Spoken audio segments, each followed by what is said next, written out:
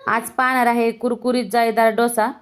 त्यासाठी अर्धा ग्लास इतकी उडदाची डाळ, 3 ग्लास तांदूळ, राशनचे तांदूळ वापरायचे। त्यात अर्धा चमचा इतकी मेथी दाणे घालायचे आणि स्वच्छ तांदूळ असे धुवून रात्रभर भिजत ठेवायचे आहे। आपल्याला 6 ते 7 तासासाठी भिजून द्यायचे। आणि मिक्सरला बारीक करत असताना 1 वाटी इतके पोहे घालायचे आहे।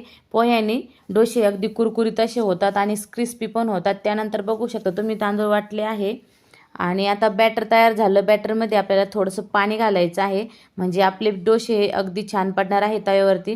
तर तव्यावरती थोडंसं पाणी टाकायचं। एका ठिकाणी पाणी थांबलं तर समजायचं आपला डोशाचा तवा हा सेट झाला आहे। तेल लावायचं तव्याला। डोसा तयार करत असताना हलक्या हाताने पसरायचं आहे बॅटर तव्यावरती। तेल सोडायचं साईडनी आणि मस्त असा कुरकुरीत डोसा तयार झाला आहे। तर पूर्ण व्हिडिओ आपल्या चॅनलवरती अपलोड झाला आहे, तिथे जाऊन बघू शकता।